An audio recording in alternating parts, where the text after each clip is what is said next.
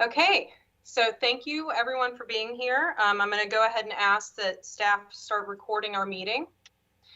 This is our Citizen Advisory Committee meeting for September 21st, 2021. This is for the Community Development Block Program and Community Development Grants.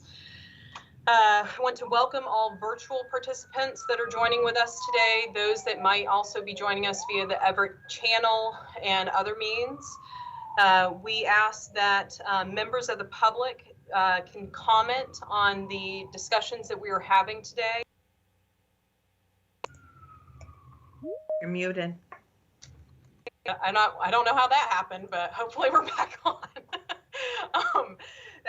Members of the public might be able to submit comments to Vicky Dorway, VDORWAY at everettwa.gov within the first 30 minutes of the meeting to provide comment, and we can read those out later on in the agenda.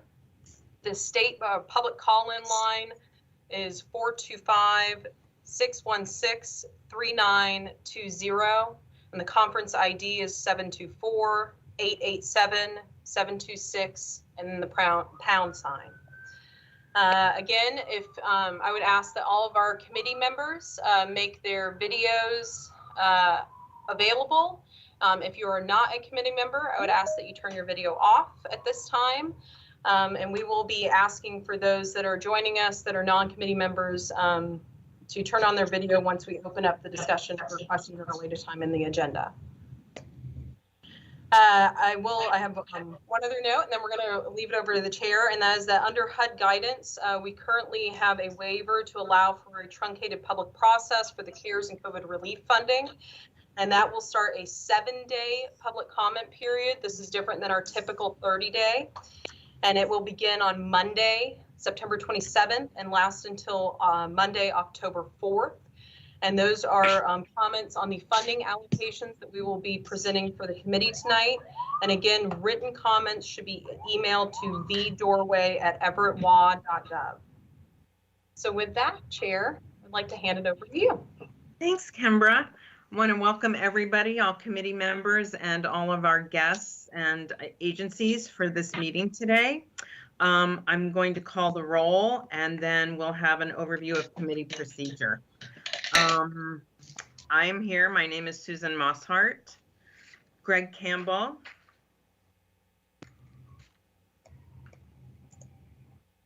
Sue Johnson. Here. Demba Balde. Yeah. Mary Rollins. Here. Ben Breeden is not going to be joining us today. Samantha Hassan, not going to be joining us today either. Larissa Knopp. Here. And Kathy Lynott. I'm here. Thank you. And will staff please identify themselves? I'm Vicky Dorway, Community Development Specialist. And Kemper Landry, Community Development Manager. And I would also ask that our IT staff who are also on the phone with us or also on the call with us also identify themselves. Oh, yep. Hi, I'm Samuel White. I'm from the City of Everett IT Department.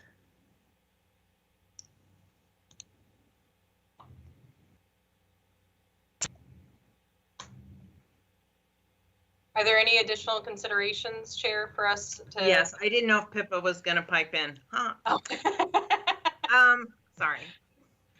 Yes, so I will call on each committee member during our discussion and voting. And but I would ask that as a committee, we listen to the full presentation before we ask questions or discuss the agenda topics. I also want to add that we only have 2 agenda items in totality, and that we have our partner presentation later in the agenda that could take 45 minutes. So we want to be as efficient as possible tonight. Thank you so much for your cooperation. So with that, I will turn the meeting over to Vicky to tell us about the Community Priority Needs Edition. Great, thank you. So I am going to get the current needs pulled up on the screen.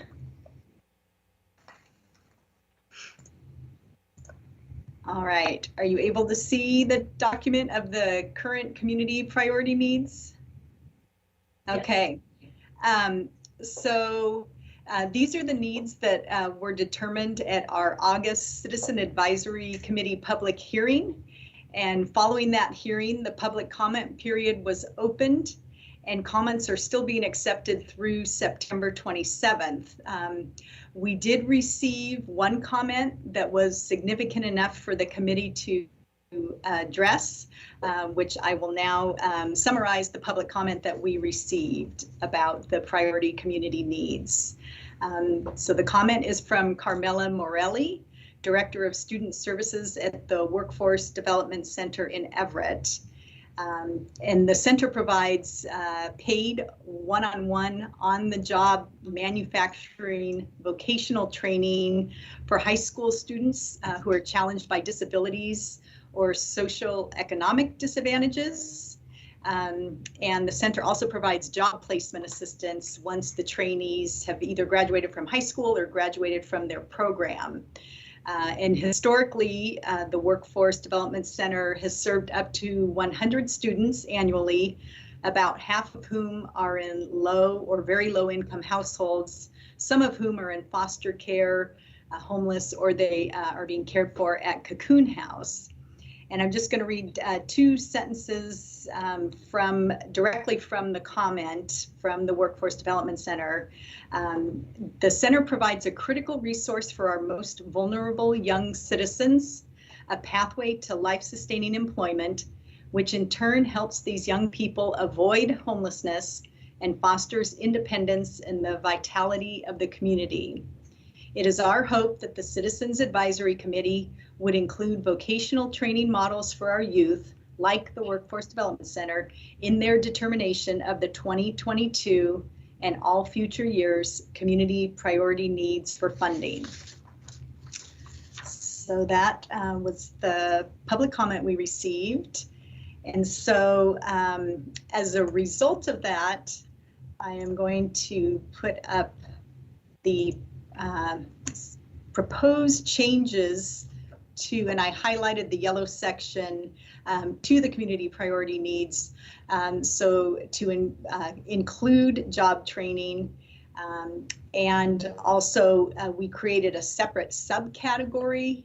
It used to just be employment services focusing on job retention and entrepreneurial activities. So we kind of separated those out to have job retention, entrepreneurial activities, and job training. But something to note, you see the asterisk here. When the Citizen Advisory Committee determined community priority needs, we added entrepreneurial activities under employment services. But since then, the city's Economic Development Division launched a grant program called Everett Forward, which is funded by the American Rescue Plan. And it provides one-time grants to businesses and eligible applicants with innovative solutions to move Everett's economy forward. And round one of this grant is allocating $1 million for projects that support economic recovery from the COVID-19 pandemic. So entrepreneurship is listed as one of the potential projects. And since entrepreneurship is potentially being addressed through these American Rescue Plan funds, staff is recommending that this priority be revisited by the committee.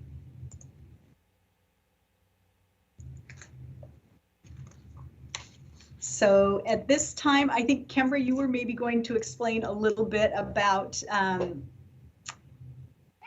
we might do that. So what we need to, what we want to be mindful of is that since there are additional dollars that economic development is giving out for it, it would be good for the committee at this time, the time that we open discussion on this, which will be after the public hearing, to revisit this priority need. One thing that we want to be mindful of course, is duplication of benefits. When you have one pool of federal dollars, we don't necessarily want it to be supplanted or duplicated in its efforts by another pool. And so this isn't as particular when it comes to our human needs dollars, but if we have agencies that might want to apply for CDBG funds to meet the entrepreneurial activity that's listed here under the priority needs, we have to be mindful that, of course, one of the things that staff will do is work and try and see if there's any opportunity that they got from any of the Everett Forward grants or any of the other grants that are out there that might be supporting entrepreneurial activities for that. So just it's worth, the committee needs to make the determination on whether or not they want to maintain this priority in the 2022 program year. However, we do want to bring forward the focus that there is $1 million from another division that's supporting economic development activities, and entrepreneurial activities are one of those. And we know that the funding pools that we work with are a little bit more limited than $1 million. And so it's definitely something that for the committee to consider as we look at future allocations that might be coming in when we start getting our application round going. So something to focus on when we open that up for discussion later.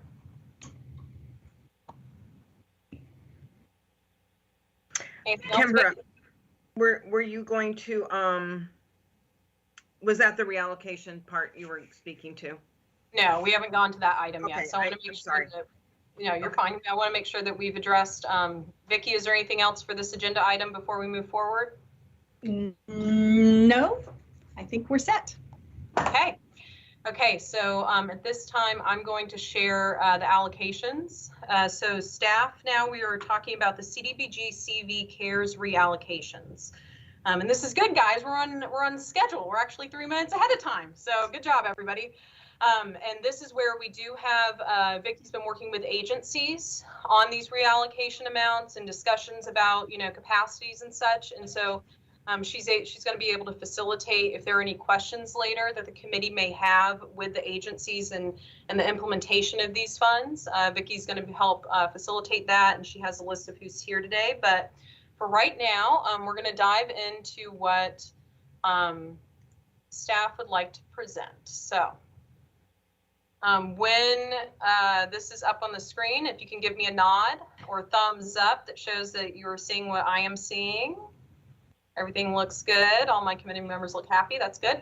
Okay, so to revisit, the committee may remember that earlier in this year, we had a Cv3 allocation that was about $700,000. Through that initial round, we had about $393,000 that was unallocated. We just didn't have the demand of the applications that came in. There's a lot of federal money that's gone out in the community. That's fantastic to see. That also affects, though, how people are able to implement some of the dollars that we have. So in revisiting how to best get these dollars out effectively, efficiently, and under the direction of what HUD has given or the White House has given for providing getting rental assistance dollars out quickly. We are proposing that the uncommitted amount that was remaining from the previous Cv3 round be reallocated in percentage breakdowns to the projects that went through initial Cv1 round for addressing CARES and COVID relief, and then augmenting the agreements or awards that we had initially allocated at the beginning for the Cv3 round. And so all of that complicated talk to basically say that, so we have our list of agencies here that initially got Cv1 funds. We have what their original award amount was.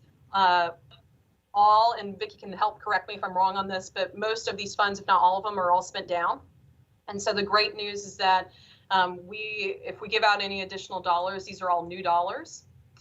Some agencies where you see that they might have a project that was awarded with Cv1 funds, but they were also included under the Cv3 round. For example, the Snohomish County Legal Services for their Housing Justice Project. Another one is hand in hand for the rental assistance. The amount that they would have gotten as an incremental increase was added to their Cv3 allocation, so that we're executing one grant for that program, for that project. So over here, we see the contracts amount with the increases, and staff is available to discuss the justifications for those increases if the committee has any questions. And then over on this last one, we have a summary of all the funds that will be given or that are to be given with these proposed allocation increases for the projects. And I also want to include that we have a breakdown of what that is looking like in the totality of it. And so we can see over here that for our entire allocations right now, we have most of our efforts going towards rental assistance dollars. And that's about $500,000 that we've given out for rental assistance dollars. We've given almost $200,000 for hotel vouchers. $87,000 will be proposed for legal aid, food security of about $215, shelter housing of about $133, and then there's a nominal amount that's being allowed for COVID admin costs. At this time, staff have used that in previous allocations to help support augmented additional staff needed to help execute the grant dollars expeditiously. If we do not need to use all those funds, we may come back to the committee and ask for reallocation of those dollars as well. But we're just not quite sure what that capacity is yet for staff and whether or not we need to pull additional help for that. So this is a breakdown and overview of where everything's going. To bring us back to the contracts amount, these amounts right here under the column E are what we're going to be discussing tonight. And if there are any questions that the committee has on any of these items, we can do some initial questions just for clarifying from staff at this time, but then we'll open it up later for discussions with agencies. So are there any questions for committee members for any of the funding allocations that we have up here? Or is there any discussion that the committee would like to have? Kimber, do you want to make it just a little larger? I know people can individually do that, maybe just a touch larger. Yeah, and that's a good point, that if you are using your Teams on your computer, you can press the control key and then your scroll on your mouse, and it will zoom in beyond anything that what I'm doing. So I can bring this up and make it larger, and then you as well can also make it as large as you need. So the other thing that I've left over here also that I haven't touched on is that we had a total of $1.3 million that's been given for COVID relief funding, and right now all of those funds are allocated. So after we go through this round, all of our CDBG CV funds will be allocated for projects. So.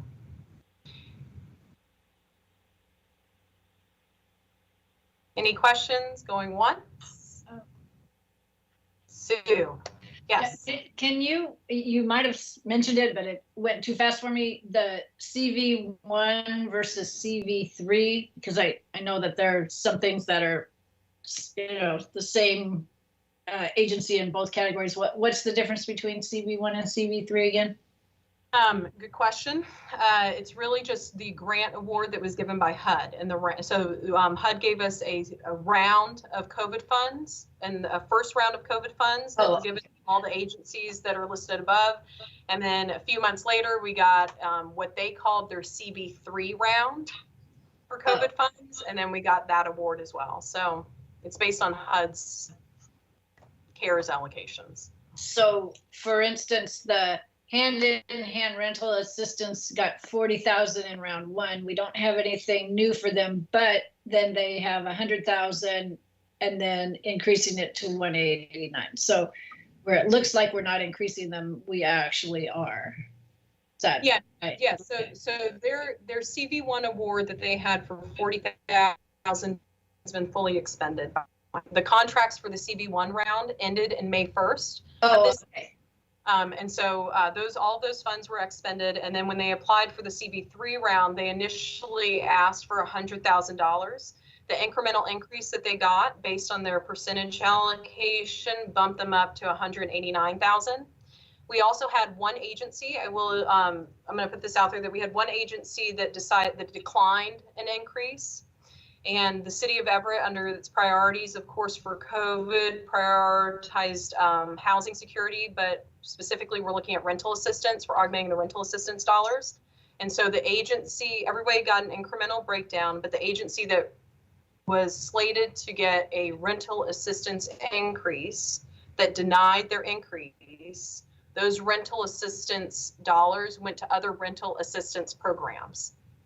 So that's where we're seeing the increase for for hand in hand. That's a substantial amount. And that being said, I do want to put out there that these amounts can be discussed by the committee for reallocation. If it's something that we see that we want to augment one effort over another, that's for the committee to discuss and decide upon. But these are the staff recommendations that we are presenting the committee with.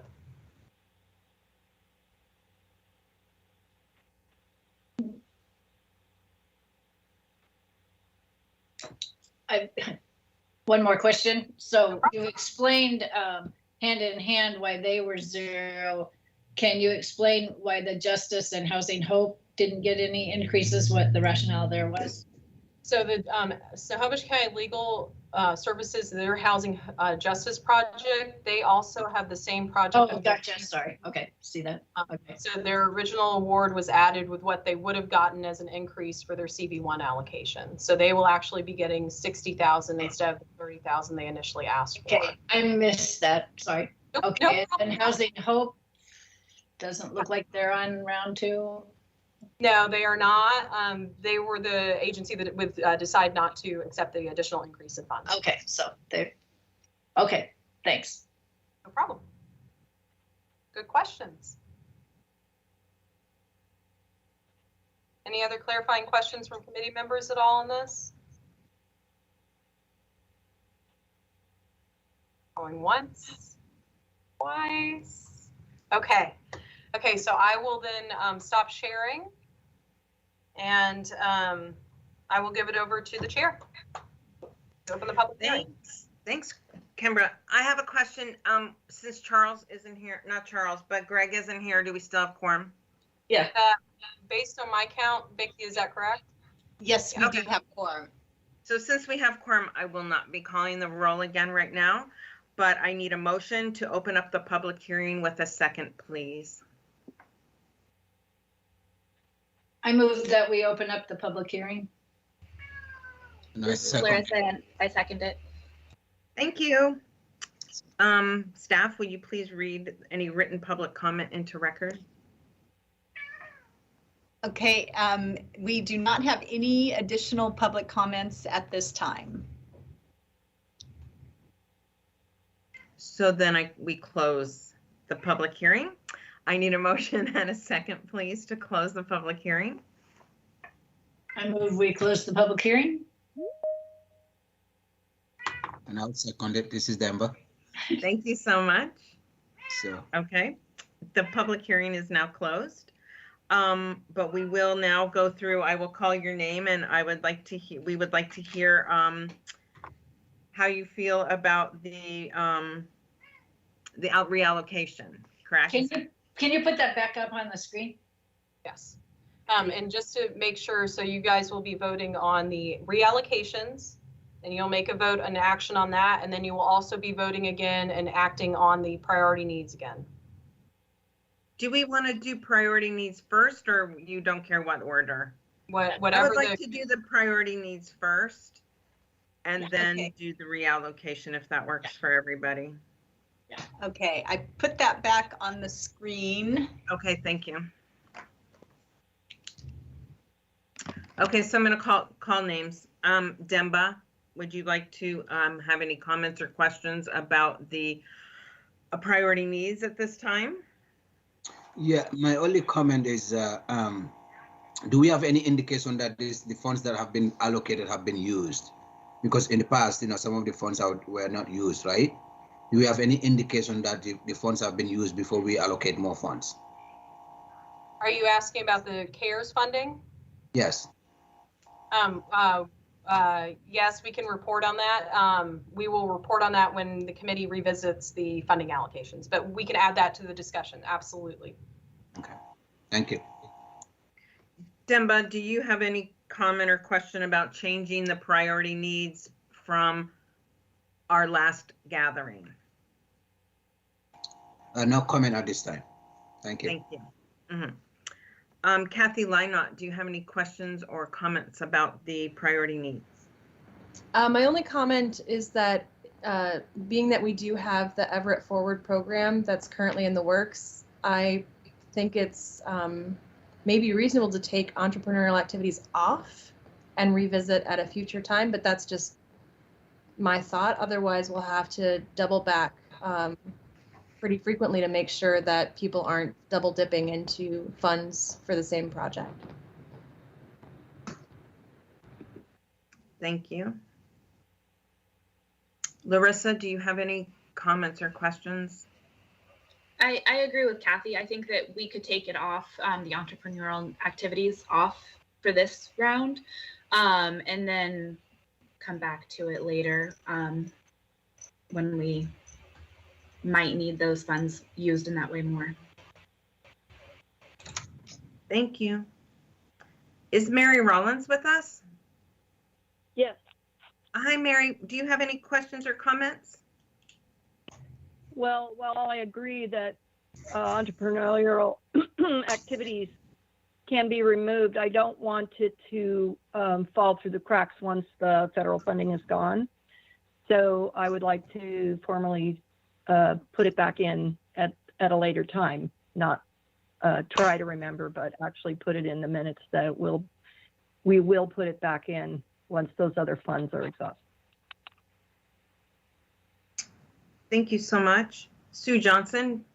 Yes, I would concur, and I would also second that concept that Mary just spoke of, to be sure that it is added back in so we don't overlook it. Otherwise, I'm comfortable with removing it for now.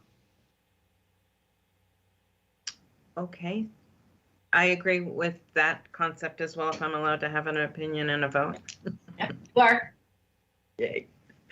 Okay. Should we move on to reallocation at this time, or should we take a vote on that? Let's vote and finish this off. Okay. So I'm just going to go down the list again, and okay. Demba, do you? Wait, Are do we you need to in make a favor? formal motion? Oh, make a formal motion, please. I'm sorry, somebody. I move that we accept the amended priority needs to delete entrepreneurial services and entrepreneurial activities and add in job training as is shown on the current handout on the screen. With the addition that we Larissa, will, second. thank you.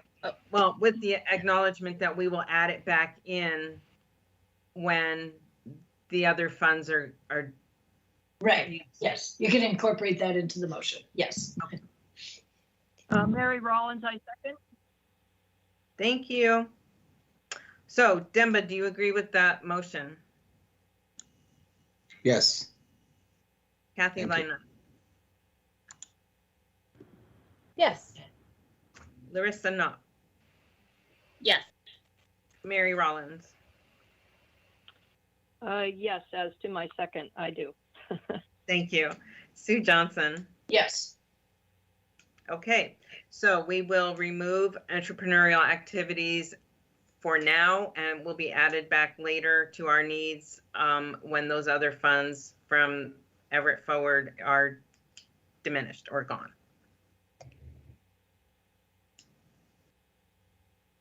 Chair, are you ready to discuss the reallocations? I am.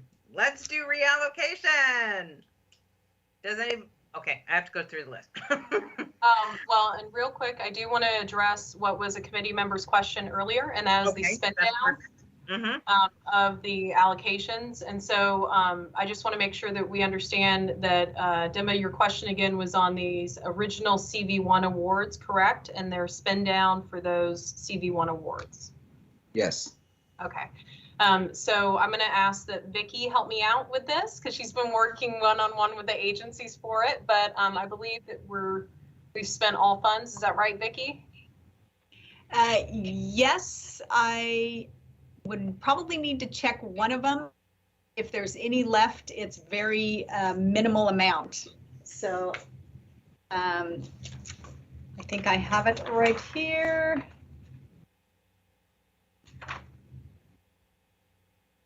Okay, yeah, there is one agency that is still spending down, but they probably have less than $20,000 left, and they do plan to spend the funds. We gave them an extension, so there shouldn't be an issue that they completely spend out the funds. And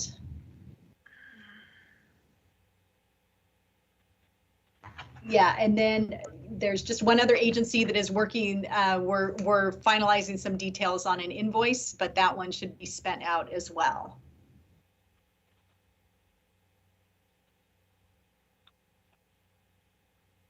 This is Mary Rollins. I have a point of order. Go ahead. So I'm unfortunately had to join from phone and I'm watching my TV. I cannot read any of the numbers. Everything is blurry to me. So I'm not sure if that's for everybody that's viewing this. Just for me, I can't read them. They're blurry. Yeah. And Okay, I know I can't see very well, but It's but clear I on know my screen. something's blurry. So, Yeah, it just looks blurry. So I'm not So sure what it's a function of. so Mary, I think that what would be best is that we actually announce what the contract amounts are going to be for each agency. And I think that, you know, following this meeting, we'll probably follow up with communications on if that's a broadcasting point or not. But would you be okay if we ended up just, if we stated the contract amount increases for each agency? That would be a good start. Okay.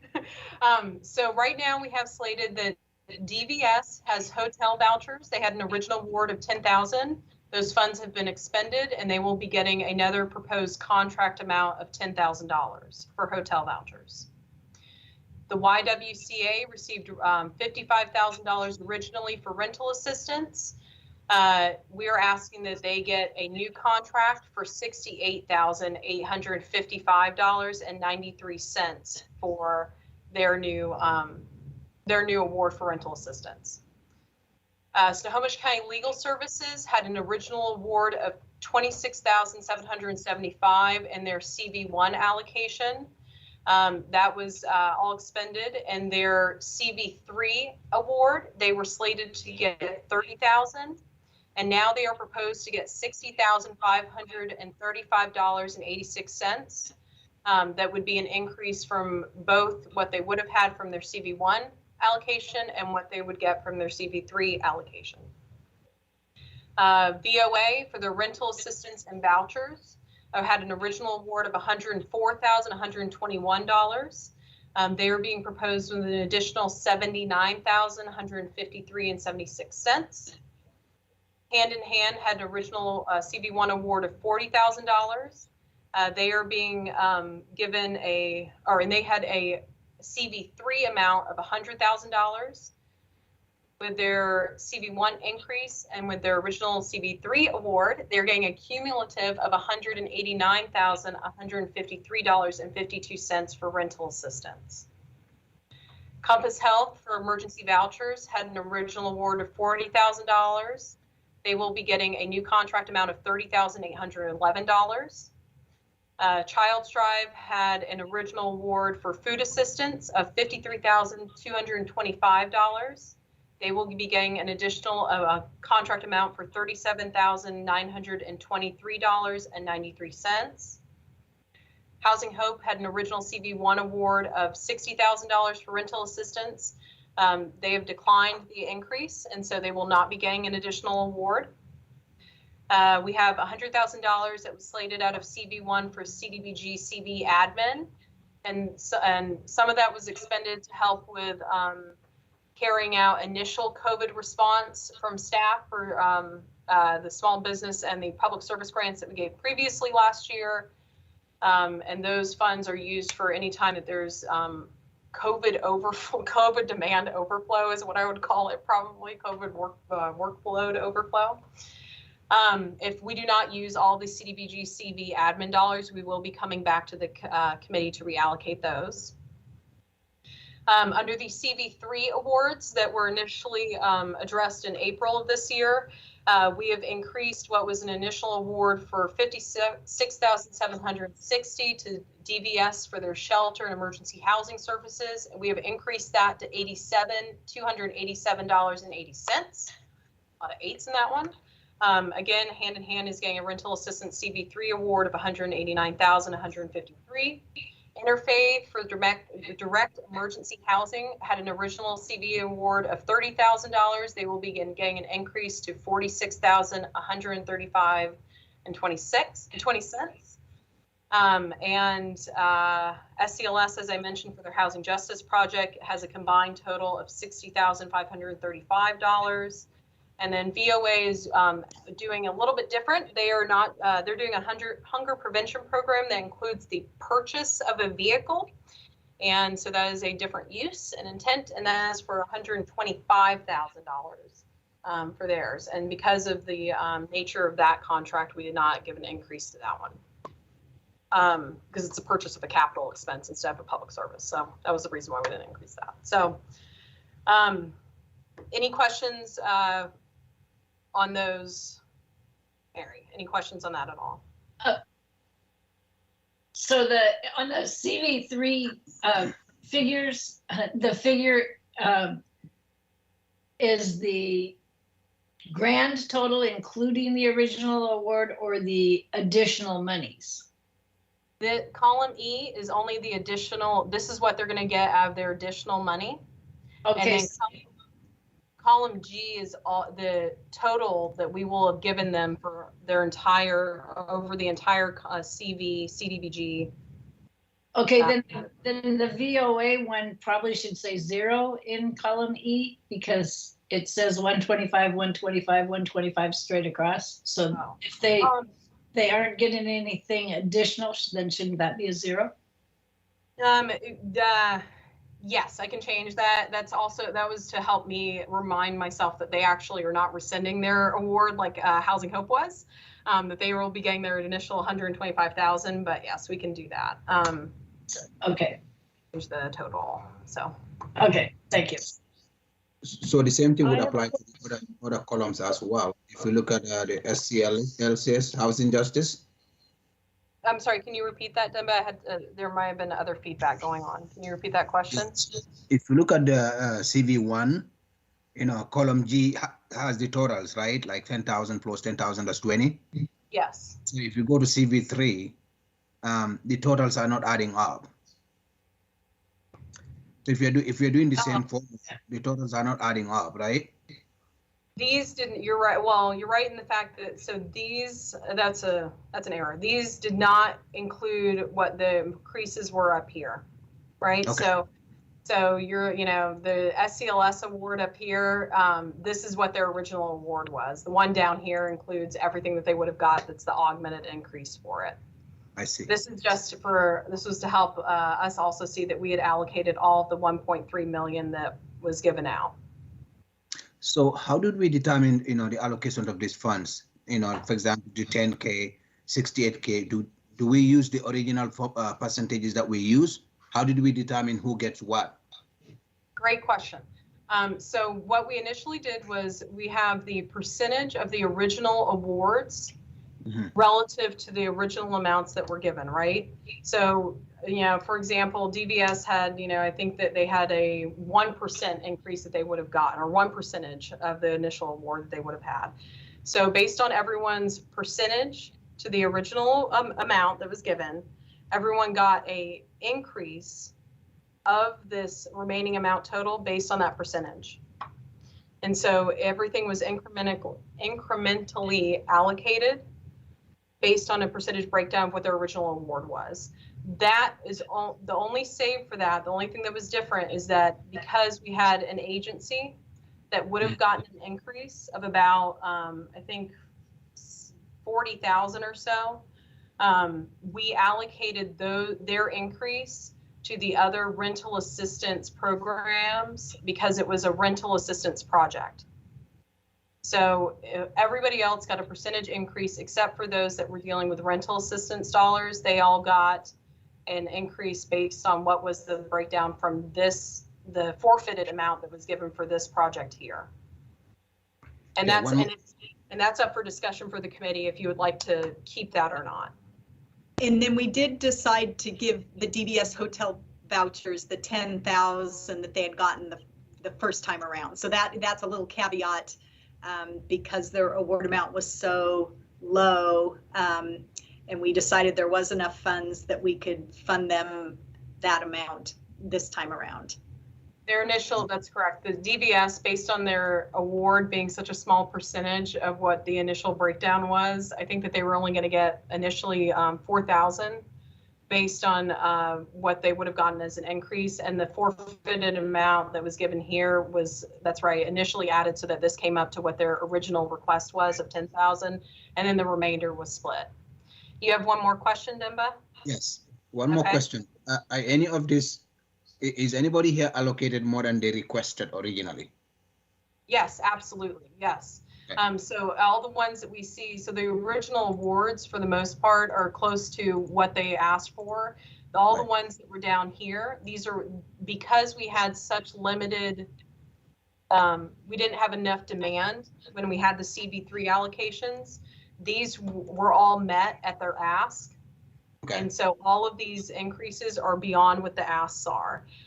We did work with the agencies ahead of time to even see if they had the capacity to take on more of what they asked for.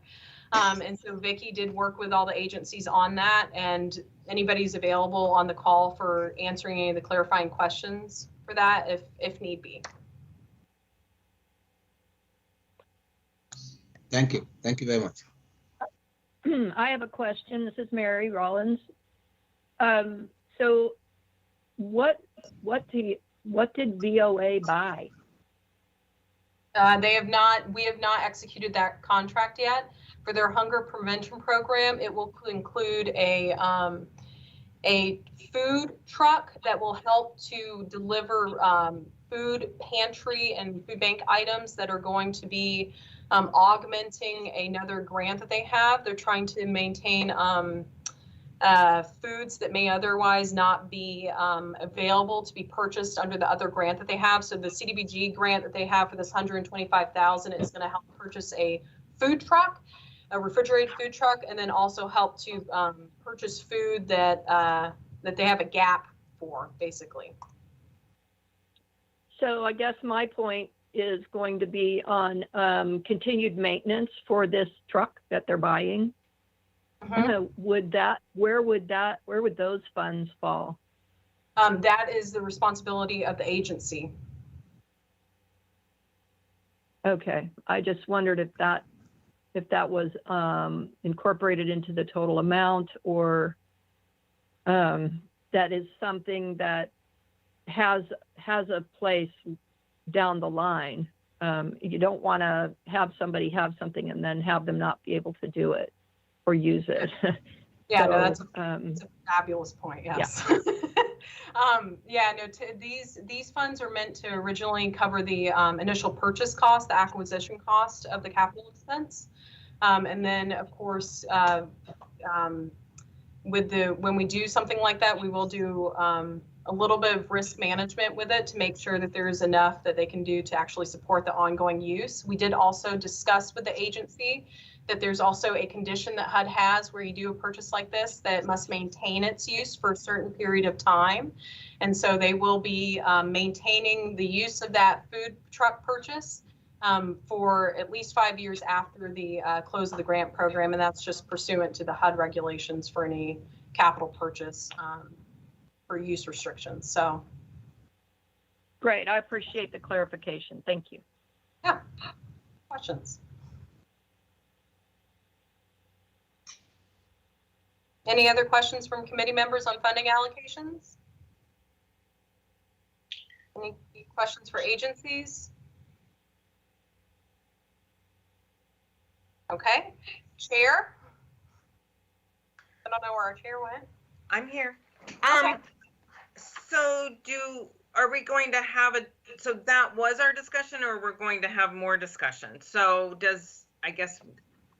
That is the discussion, and so now it is back to the committee to make a motion if you would like to adopt what's proposed on the screen, or to discuss any reallocations if you would like to change any of the proposed. Okay, that was my actual question, is do we have a further discussion about changing any of these amounts? So I'm just not clear how to pose that. Are there any considerations? Are there any considerations for the committee to change the amounts as suggested by staff at this time?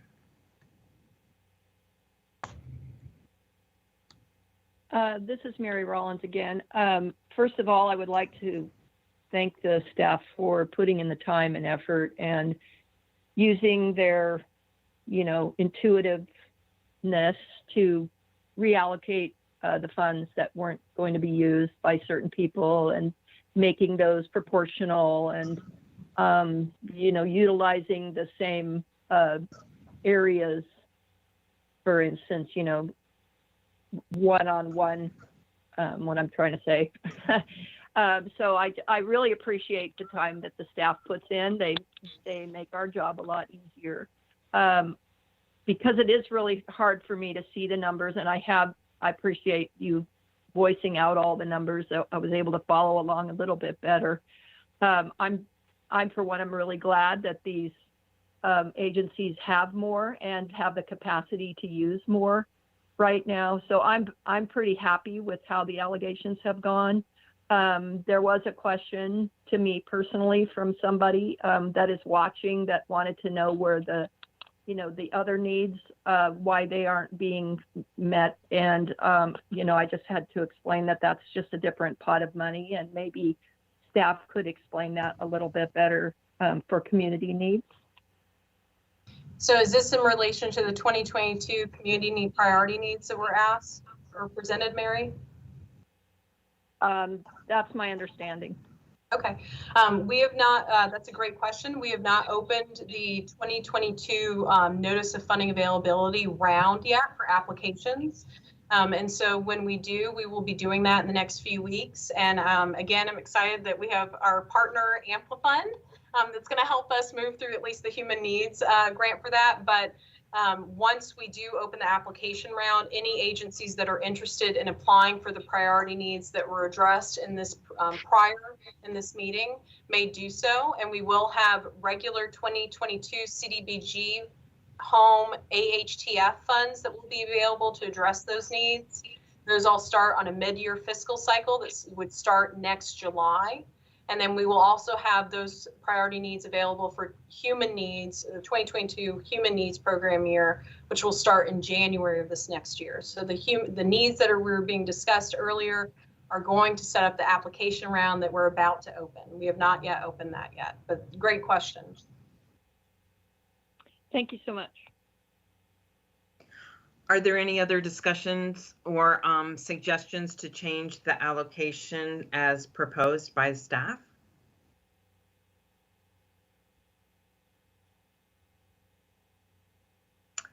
Then I'm going to suggest that we vote. I need a motion to vote to accept these reallocation of funds as presented by staff. So moved, Mary Rollins. Seconded, Sue Johnson. Thank you so much. Demba. Yes. Kathy. Yes. Larissa. Yes. Mary. Yes. Sue. Yes. And I'm a yes as well. Okay, that was fantastic. I do want to now say that I want to thank all the agencies that have been on the call and attending the public hearing with us. They are more than welcome to stay on to our next item on the agenda. However, I know that Staff, Vicky's been really good about touching base with everyone to let everyone know that we will actually be having an applicant training for the software we're about to launch. That is going to be on the 30th. I always want to say the wrong date, but it's on the 30th.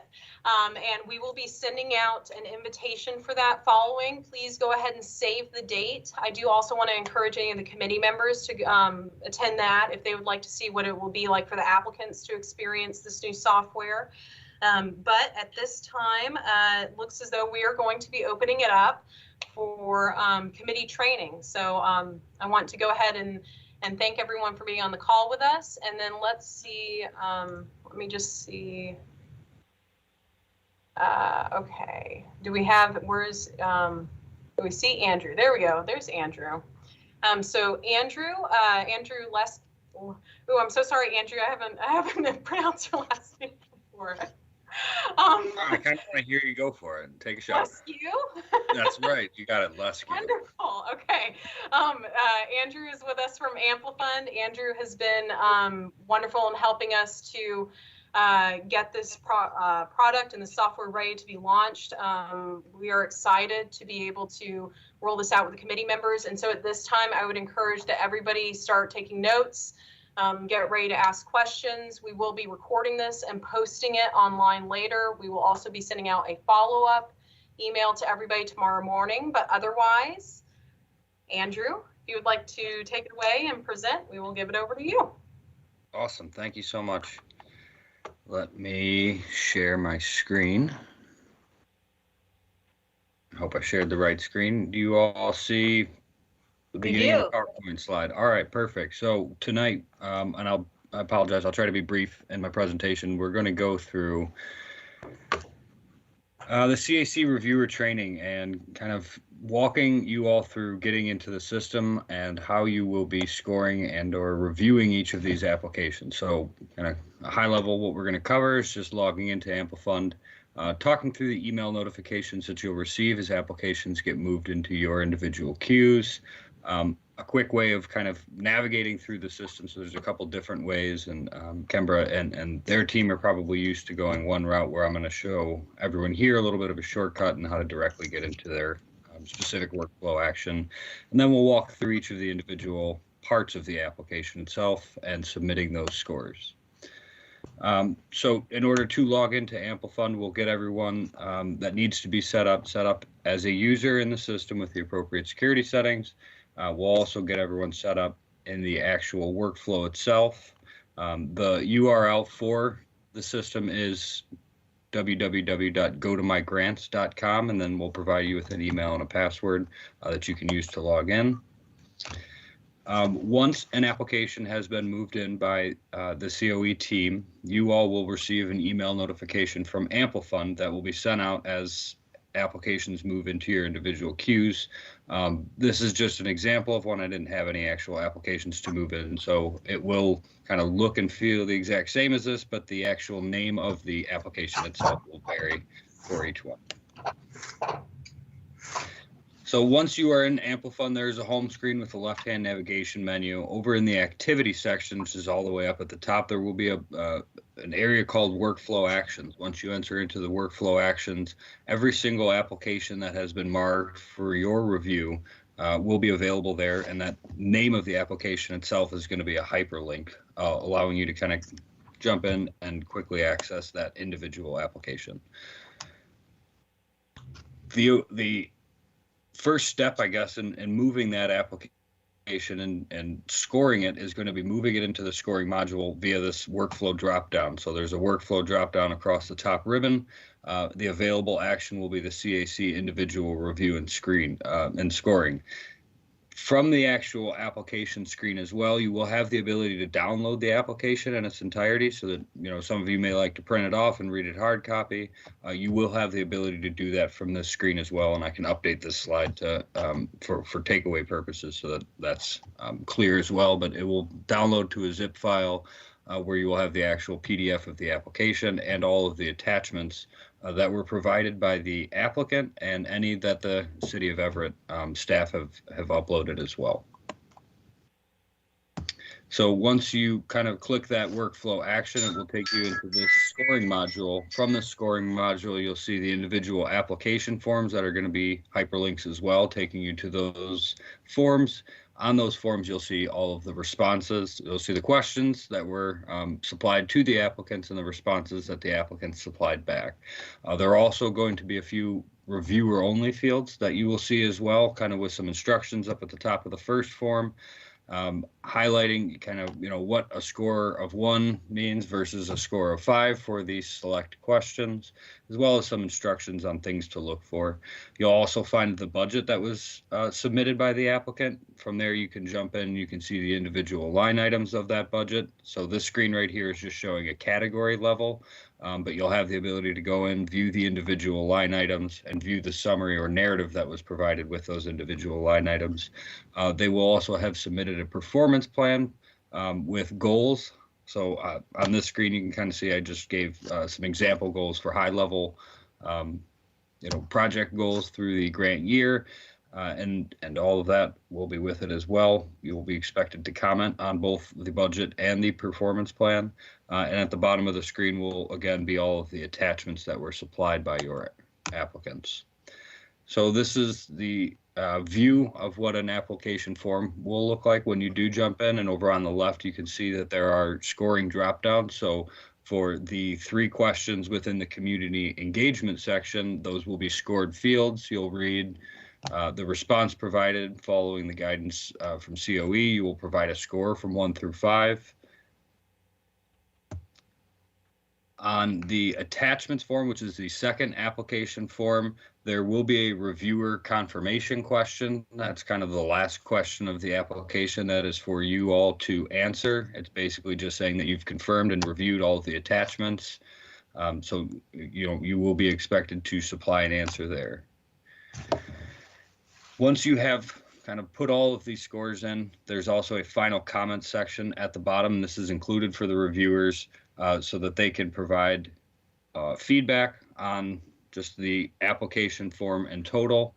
And there are a couple of options. So you have a save, a submit, and a cancel. Cancel will back out and it will take you back to the application overview.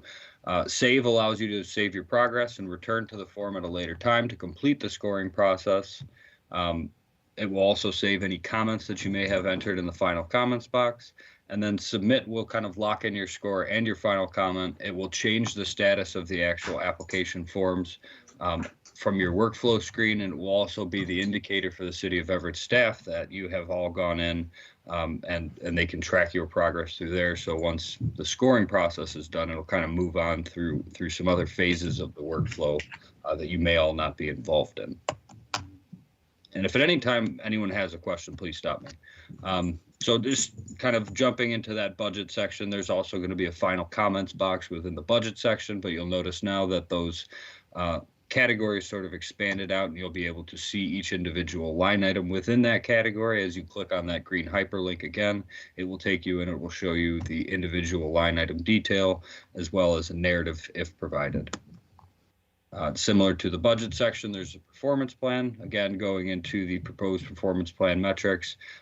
If it was a quantitative goal, what the quantity was, in this case, it was a service goal. 25 is the projected number of persons or householders served by the end of the year from the use of these funds. There's also a narrative type goal that the applicants will be submitting, and this is just that it's a narrative on what they intend on doing for the project.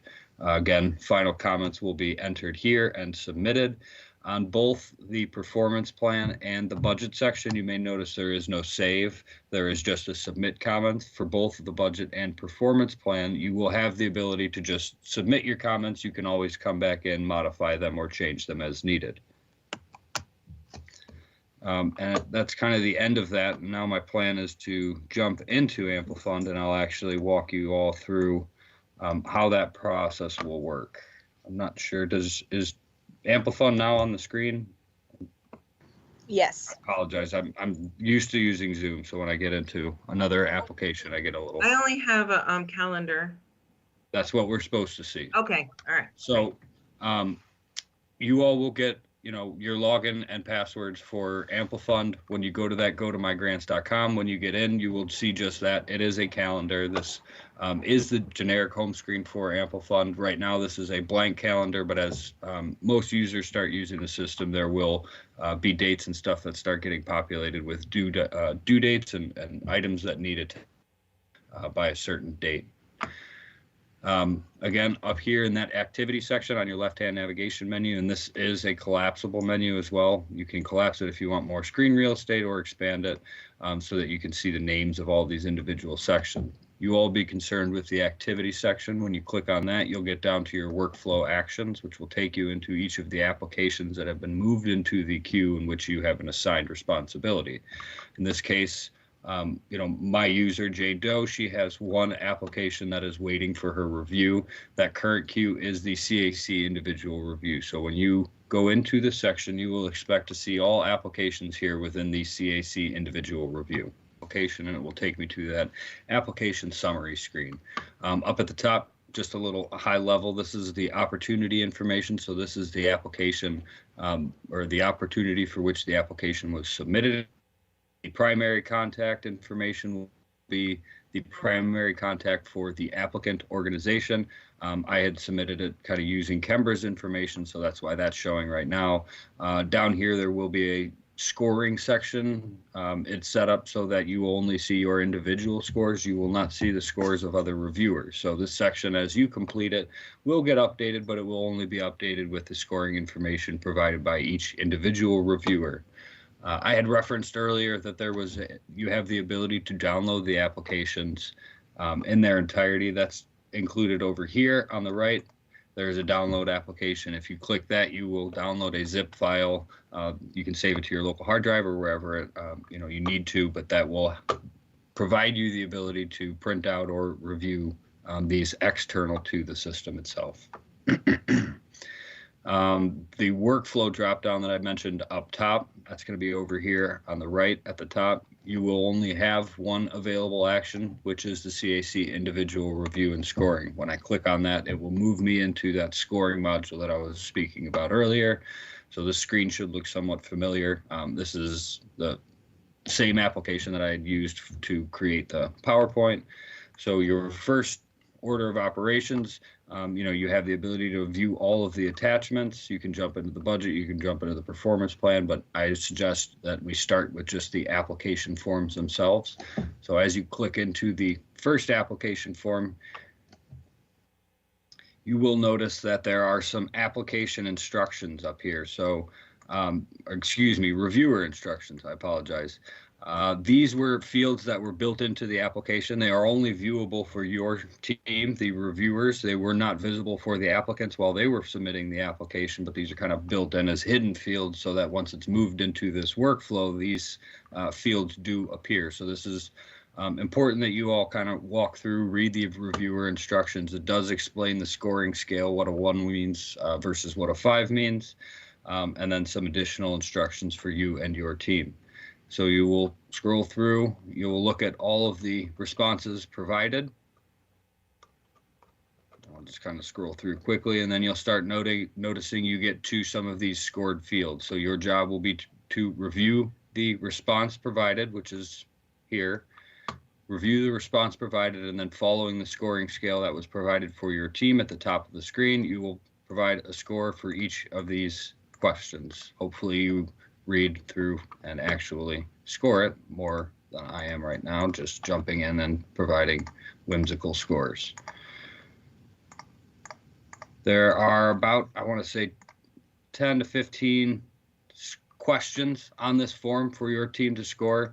As you provide scores in these fields down here next to the final comments, it will give a tally of your score, so you'll have the ability to see that. You don't have to go back through and guess as to what you scored it. And then down here in the final comments, this is where you will enter all of your,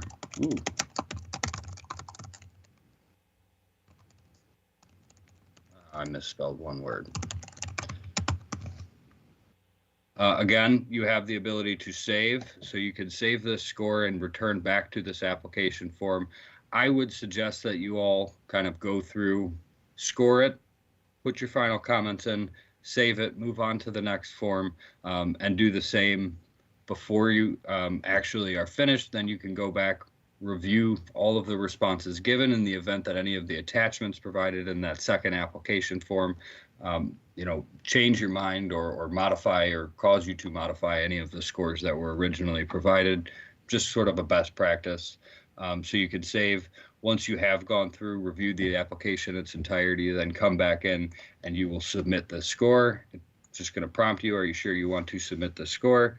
Once you have submitted, it will again allow that team over at City of Everett to kind of move the application forward as all of the reviews have happened. So I think there's going to be a number of reviewers. They'll get a notification that basically says, this application has been reviewed by 5 of 5, and then that will be their sort of heads up to move the application forward into the next process of the workflow itself. You'll also notice that once I complete this application form by submitting my score, the scored by you column here changes. It was previously a no. Once I submitted it, it is now a yes. If I did save it instead of submitting it, that response will just change to in progress. So it will notify you that, hey, I saved it, I'm still in progress. If I canceled it, it will just stay as no. So those are sort of your 3 options as far as what those status can be. And just real quick, it looks like we have a question or a hand raised from one of our committee members. Sue, you may have to unmute yourself. There, awesome. Yeah, and this may be for him or it may be for you. Will all committee members review all proposals, or will committee members be assigned some of them, X number? No, all committee members will review all proposals as they've done in the past. Okay, that's all I have asked. Thanks. Yeah, absolutely. Good question. So picking back up, this is that second form. So there are only 2 forms for you guys or your team to review. So the narratives, the second is all of the attachments. On the attachments one, there are no scored fields.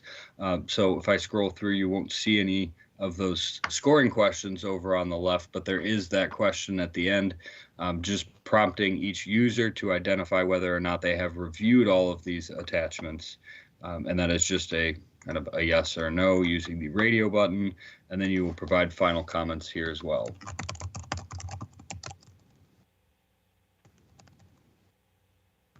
And then similarly, we have the save and submit. I'm going to save this one so you can just see on that next screen that there is of that other status. So as you see now, it's still showing as not scored by me.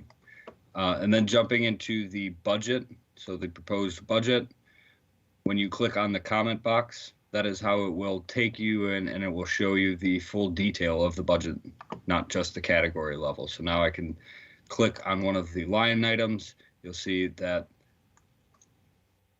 this is an explanation of what the service is for, and then the narrative itself.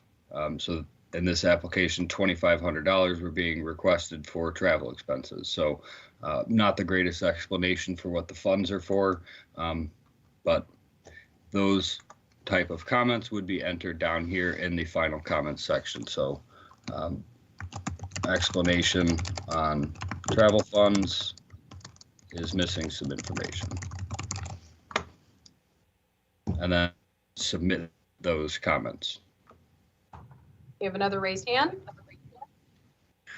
My question is, the comments are for Kembra and Vicky so that you can go back and get more information from the agency, or is it for determining quality of application?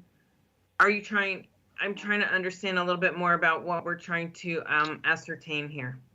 Yeah, so I can probably, go ahead, Kembra. No, it's okay, Andrew, you go ahead for you. first.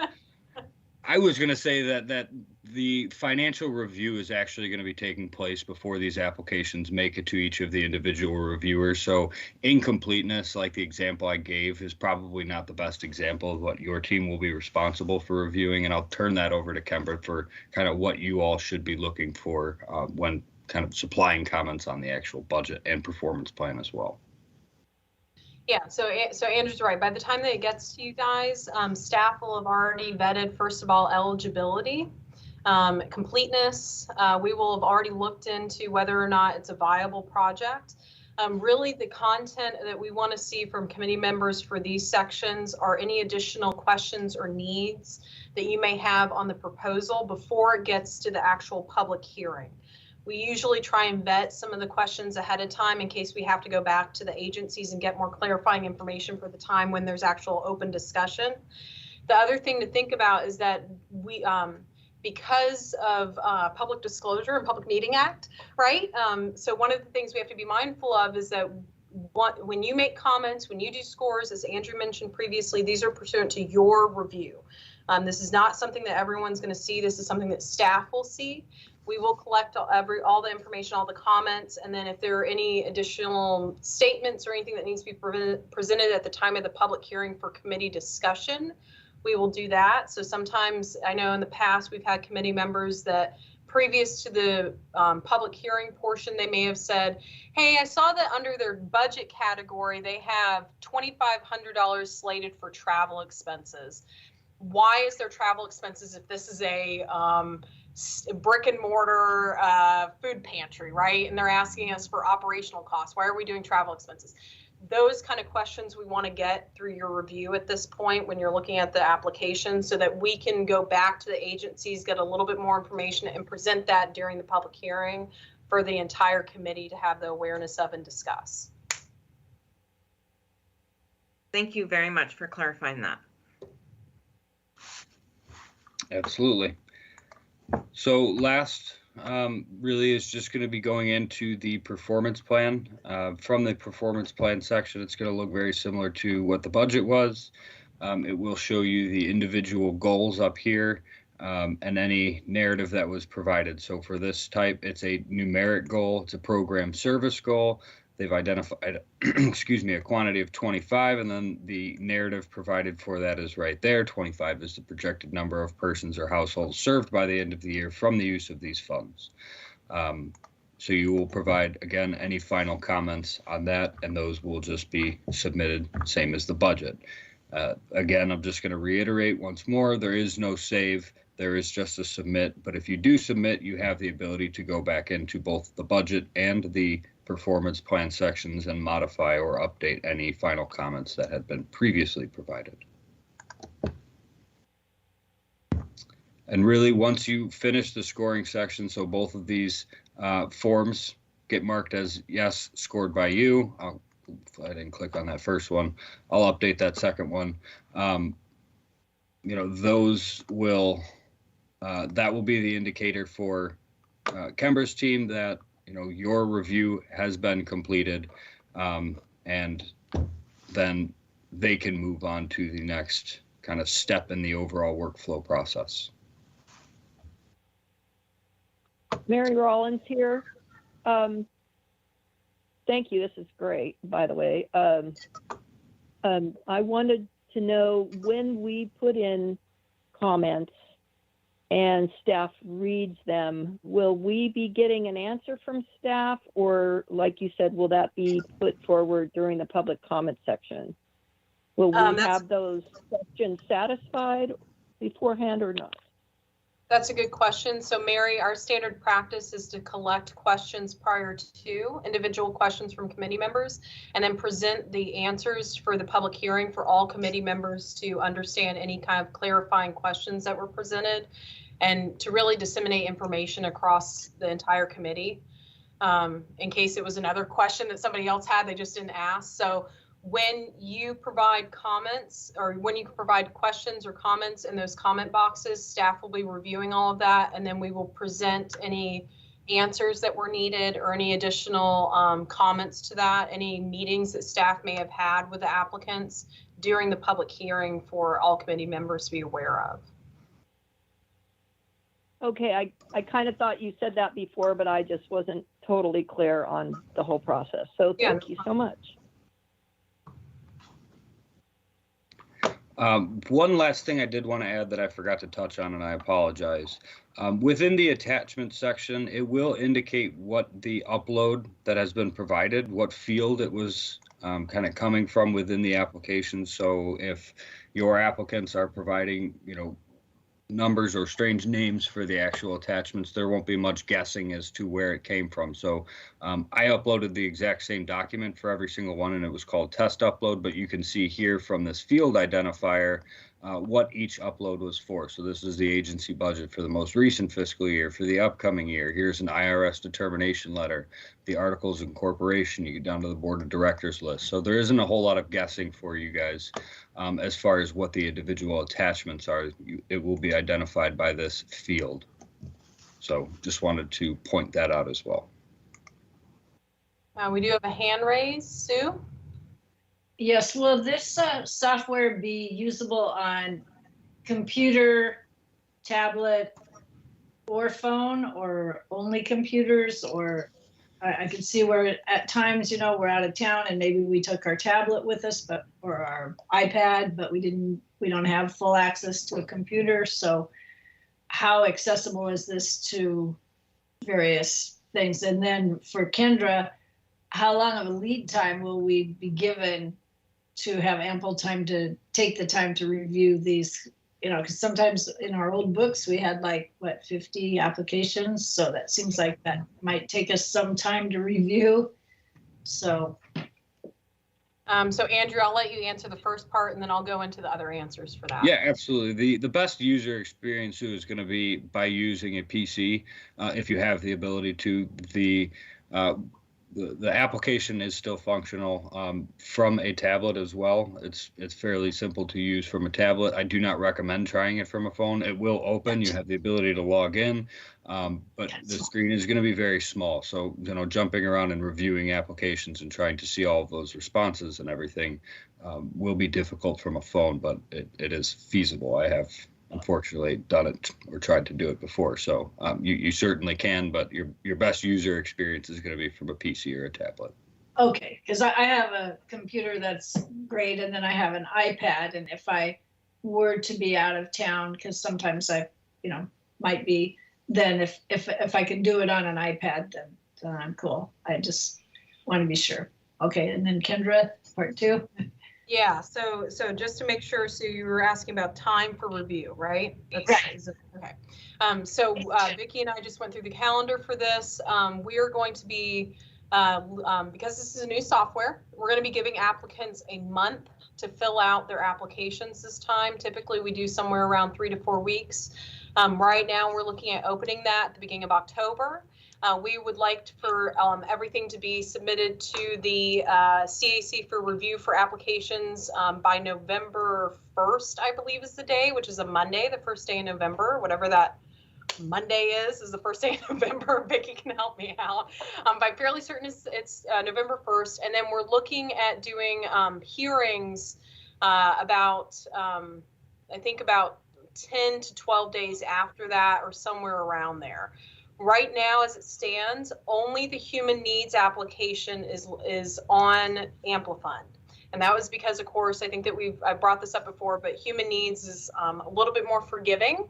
And so we wanted to be able to put up a funding source where we could truly be okay if something ended up coming back and being an issue for applicants, if we missed information. We want to make sure this is a lot more we want better footing before we end up doing the state and federal applications for this. So we're going to talk about that after Andrew's done about how this is going to roll out in the next few weeks, but the committee should have at least close to, I think we're doing close to almost 2 weeks maybe for review for human needs applications. The wonderful thing with this is that this is all in the cloud-based software with Amplifund, and so you will not have a notebook anymore for human needs applications for 50 applications. Instead, you're going to have 50 electronic applications that you'll go through. But these are going to be immediately available to you, as soon as they're uploaded and staff has done initial eligibility and completeness review. It's going to be in there and it's going to be ready for you to review, as you're able to. And we'll go through what those proposed dates are going to look like later on, but we can adjust timing if committee feels like they would like a little bit more time to get familiar with the software. We are allowing for this next week for you to be able to test some of the applications that are in the system. We're going to be assigning you with fake applicants. Basically a lot of the lorem ipsum stuff that you saw in Andrew's application, where it's a lot of that nonsensical kind of words, but you're going to be using those as exercises to go through what it would be like to truly score and review an application to see what that looks like. You're going to have about a week to test that. And then we're going to open it up for applicants to start registering and for them to be able to move forward with their applications in the next 2 weeks once we open it up for human needs funding opportunities. So any other questions, Sue, before we see that Demba has his hand raised? No, go ahead. Thank you. Okay. Demba? Yes. Hey, Andrew, a nice presentation. Just a quick question. Can we have access to this video tutorial? Would we have access to it? Yeah, so we had talked about that with the COE team, and they are going to kind of pull the snippet from when I was speaking out from the main recording so that can be made available. I also put together a PDF of the presentation that I gave at the beginning as well that I'll give out to everyone on the call as well. So, and that's a good guide or reference for kind of your click by click of how to get in and what you should be looking for from each individual spot. Okay. All right. Thank you very much. You're welcome.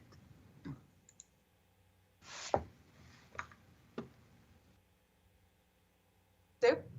And again, thank you for your presentation. Inevitably, when you go to use software, you think you understand it, and then you're doing it at 10 o'clock at night and you suddenly have a glitch.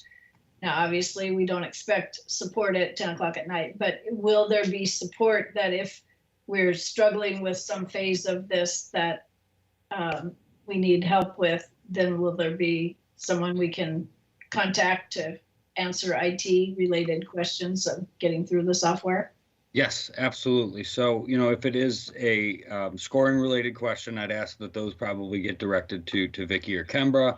If there is an issue or navigational support that you're looking for, up here at the top of every screen in Amplifon, there is a little I for help and support. That will allow you to submit a ticket directly to our support team. Our hours are 8 to 8, so 8 a.m. to 8 p.m. That is Eastern Standard. I do apologize. We are in Cleveland, so we're on the East Coast. But, you know, we have a 2-hour window where all tickets will get a response. Typically within those hours, it's going to be a lot faster, especially once I give kind of the heads up that, hey, if this is during the actual review period, you know, we know you are on a timeline and have a deadline to get these submitted. You can't always get out all 50 done on that first day, unfortunately.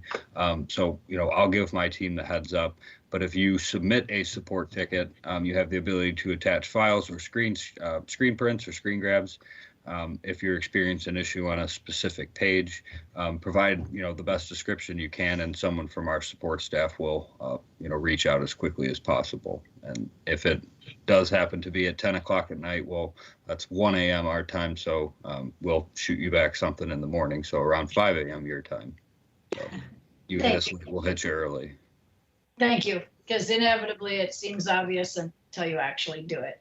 Yes. Yeah, that's why I try to give that, you know, the screen by screen, because it's great and it makes sense when I'm jumping through it, but I spend all day in Amplifon. So inevitably, you know, there will be hiccups for your process, but we try to make it as simple as possible for everyone. Thank you. Awesome. Great question. Any other questions for me?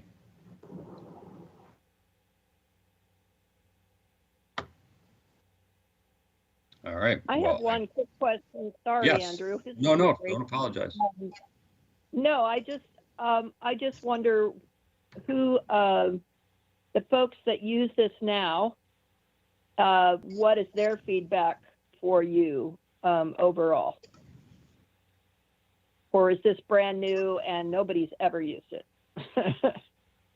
Amplifon in general? No, Amplifon's been around for a while. We've had, gosh, I'm not on the sales staff, so I'm not good at spitting out stats, but I've done a number of these trainings, especially over the past year with the release of kind of all the federal dollars that have been pushed out to a lot of people. So It is, I've gotten a lot of positive feedback. It's certainly when you're coming from no system to a system, it will greatly expedite sort of the process. It will provide clarity and insight for groups such as yourself that are kind of overseeing how grant dollars are being spent. So there's a lot more, the application itself is very robust, and Kembra and their team this is just a small piece of the entire puzzle of kind of their use for Amplifund, but there will be a lot of good downstream reporting that they'll be able to bring back to this group so that we can see that oversight of how these dollars are being spent for these applicants once they're approved. So they'll be in the system, they'll be entering all of their expenses, so you'll have that real-time look at where the grant dollars are, how they're being spent and allocated across kind of all of the applicants as they're approved and any that, are rejected. Great. So I guess the first part of my question was, I know you said you're not in sales, but you said you've heard some good feedback. Feedback as it's user-friendly, feedback as what you just said, that you'll be able to see everything that's going on, feedback as the glitches aren't many. That's kind of what I'm looking for right now. Yeah, I mean, there are very few kind of glitches that you should experience within this process, if any at all, throughout the whole process. I guess throughout the whole system itself.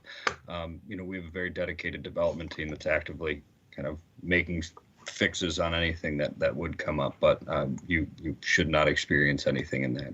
And as far as it being user friendly, yes, for this process, it is very user-friendly as far as jumping between the application forms, providing a score for any questions that are applicable, and submitting those scores. Okay, this is great. I'm super excited. Sorry, I'm just going to say again, I'm super excited for this. This is for somebody who learns like I do and works within systems like this. I'm really excited to get out of the paper notebook. Oh yeah, Thank you. Here's excited to not carry around what sounded like a binder of applications. So, hi, this is Samuel from the City of Everett IT department. I thought I would just jump in and say that the Amplifund, Andrew, correct me if I'm wrong, but Amplifund as a service has been around for many years now, right? Yeah, I want to say 2010. Yeah, it strikes me having implemented a bunch of these. Yeah, it strikes me having implemented a bunch of these types of things for the city that it's a very mature product, and certainly I found it to be. And the other aspect of it is this is our first implementation of it here, and the first time we're taking our application and putting it into practice there. So there might be some things there which we'll have to see. Once you throw something at a lot of people, a lot of times you get feedback, and the things that you just couldn't anticipate when people actually have a chance to try to use it. So we'll be looking for feedback from people on just kind of how the process works, or that question doesn't seem to make any sense, that sort of stuff. But yeah, we're looking forward to it as well. Yes, thank you. That is exactly what I wanted to know, because I have seen rollouts like on the state level, spending millions of dollars with a new system, and everybody just says, this is the worst thing I've ever seen. And then they scrap it and they start over and they do something else. And so really good to know that it is, like you said, a mature system. Thank you for that clarification. Absolutely. And I also, now that my screen has been sitting idle, here is another good point for you all.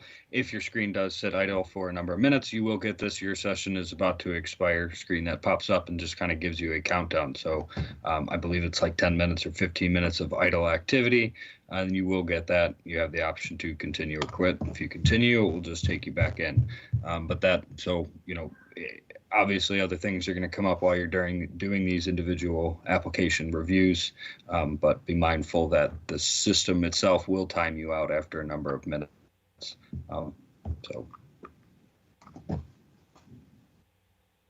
So it sounds like Andrew might be towards the end of his presentation, but I definitely want to again just say that if anybody has a question, we have somebody that's actually here from the software that we could ask all the random questions that we can for, but also in case anything comes up after this, Vicki and I have been using Amplifund now for a few months, and I personally have used the help desk with Amplifund a few times, and I will say that they give really good quick responses. They've been really good about, addressing any issues that we have, so we feel confident, and I say that as saying, city staff, because we've been working with IT on this launch for a while now, but we feel confident that we're presenting not only the committee, but our agencies and the general public with a really strong product that's really going to allow us to have better transparency, better discussions with our allocations.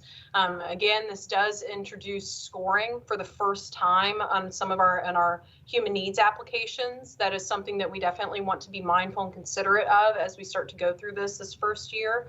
We will be looking to introduce scoring for the state and federal funds as we move forward, but we are very excited for it. Staff is very excited for it. I personally am very excited for this because I would love to be able to, if Demba has a question about where everyone's at with their threshold spending, he can log into Amplifund and see that, or we could do that and we could pull that report and get that ready and give that to you guys for good discussion and content for us to be able to move forward. So again, any other questions while we have Andrew here? Going once. If not, Vicki and Kevin know where to find me. Yes.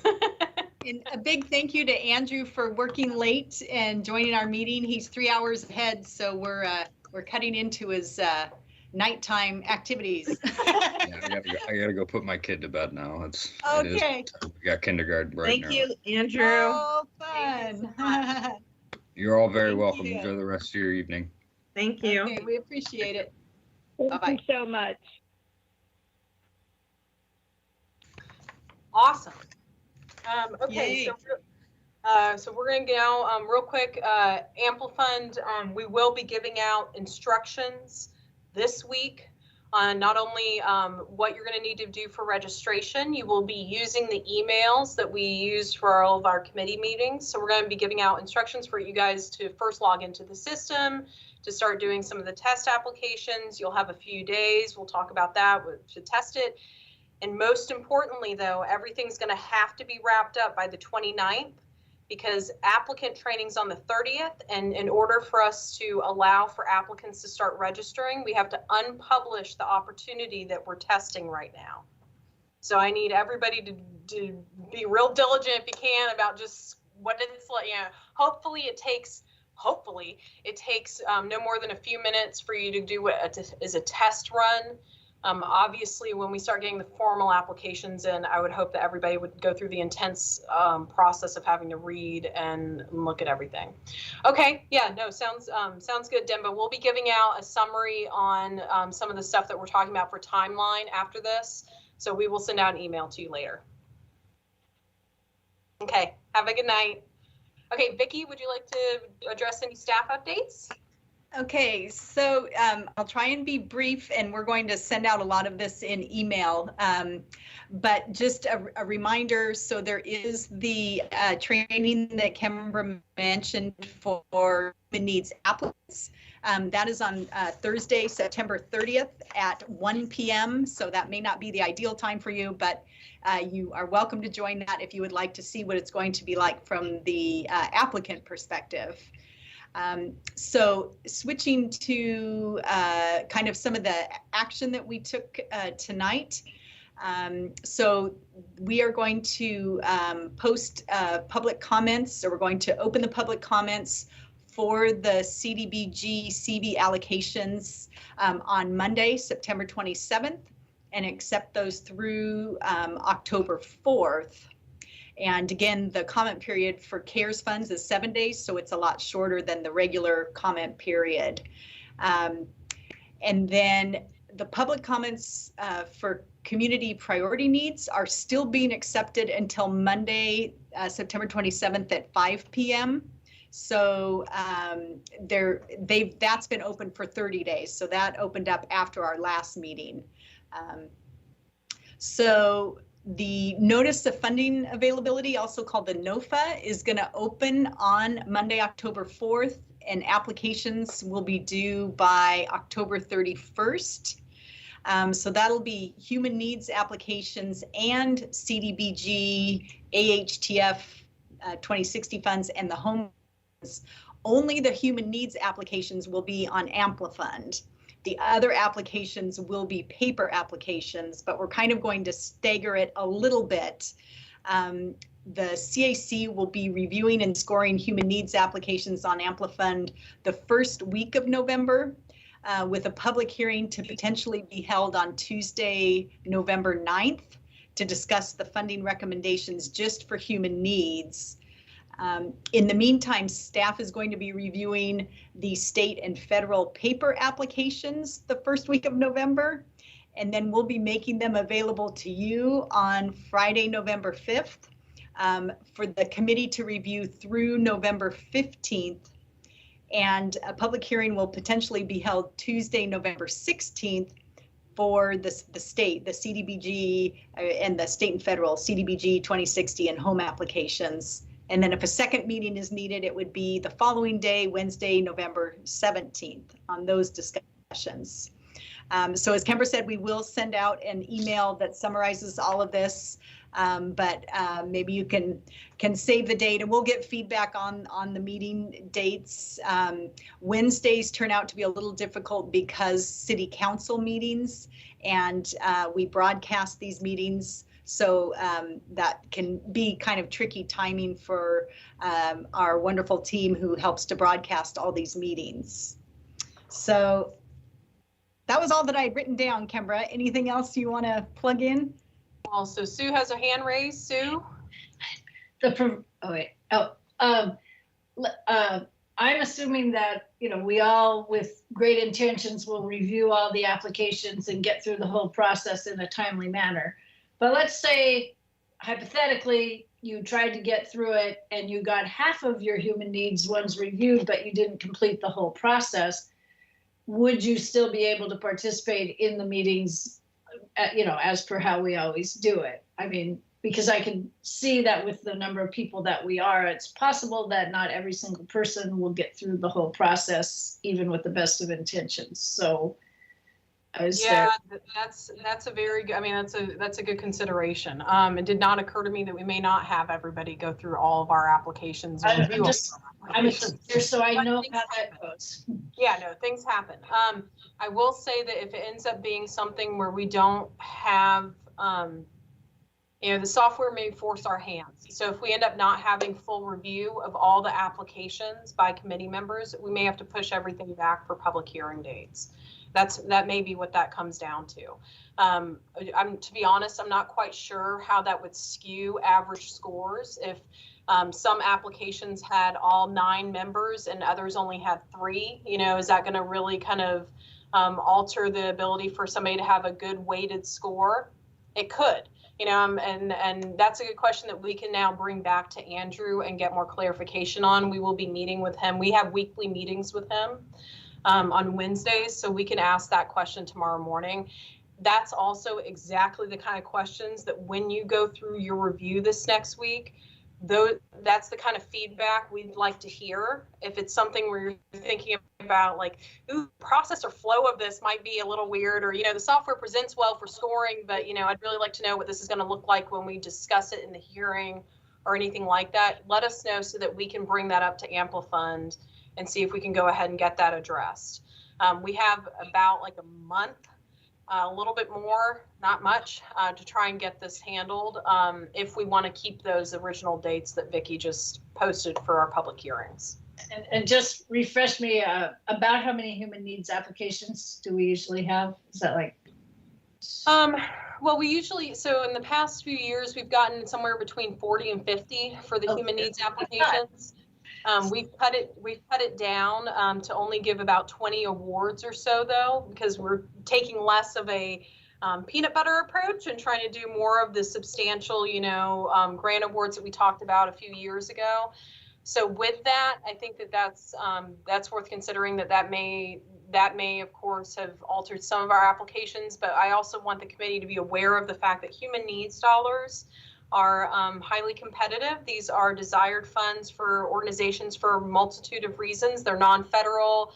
They allow for operating and direct costs, direct service. And so it could entirely be possible that we see a lot of applications that we may have never seen before because of the impact from COVID and the inability to fundraise for agencies through other means that they would have usually had, major events, so on and so forth.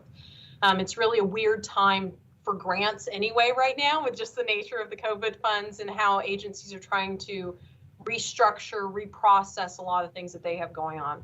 We could get 20 applications, we could get 80. Okay, so let's just say hypothetically we get 40 like we used to, then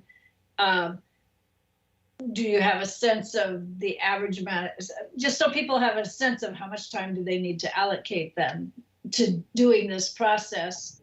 I'm retired, but not everybody on this committee is, so that we have a realistic sense, oh, we're gonna probably need, 10 hours of time to put into this or whatever, because especially if you need 9 out of 9 to complete the process, then it's really helpful to have a realistic sense, oh, okay, then first week of, because she said that they would be going in on November 1st, and if we're having a meeting on the 9th, then that only gives us 1 week turnaround to review them. So, yes, so just be aware that first week in November, that's a tight timeline, and so exactly. And so that's another thing that if the committee if you're going through this in the next week and you're like, I don't know, like this is going to be tight, then let's revisit those public hearing dates. I do want to mention though that the public hearing dates that we have we want to try and get that addressed sooner than later for human needs specifically, because the program year starts on January 1st. Oh. And we do have to allow for this to be presented to City Council for briefing and action, which can take up to a month. And typically we try and do that either in December or January. So I think that if push comes to shove, if we want to adjust the hearing dates, it may be a good idea for us to have maybe human needs only the week before Thanksgiving, and then address the other funds after Thanksgiving. The only problem, of course, is that then we have a holiday gap in between, and holiday brain kind of happens, right? You kind of get wrapped up in other things going on. So it's a balance for what the committee's capacity is going to be, and then also scheduling and trying to get contracts executed as soon as possible at the beginning of the program year. Yeah, I'm just concerned that a 1 week turnaround with a new process might be ambitious, but I don't know because I haven't tried to do it yet. Yeah, so we can, when we roll out the instructions tomorrow, we can open a discussion at that time for us to consider if we need to extend any of our timelines for this, and if anybody would like longer, and we will adjust as needed. So I have no problem with making accommodations so that the committee is able to go through everything. I mean, again, this is a software that hopefully will give you guys everything that you need to be able to do this moving forward. So good questions. And just to point out that some people weren't here for the training. Yeah. Yes, and so that's the other thing is that, again, we will be circulating this clip for just the training portion. The video for it will be sent out via email. It will also be available for you guys to revisit. There's also some really good guides on Amplifund in case there wasn't anything that was addressed during our training tonight, or you have additional questions. Amplifund has good user guides, and we can provide a link to what your user guide would be for that as well too.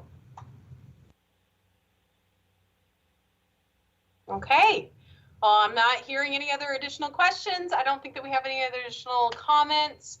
It looks as though we also kind of maybe have lost somebody too. Kathy may have had to step out, so Chair? Yep. We are ready to adjourn. Thank you, everybody, for your input and your efficiency and your wonderfulness and your commitment to this process. And I need a motion to adjourn, please, with a second. Sue, I move we adjourn. Mary Rollins, we second. Woo-hoo, we're adjourned. Thank you so much, everyone, for attending. Thank you. Yeah, great job.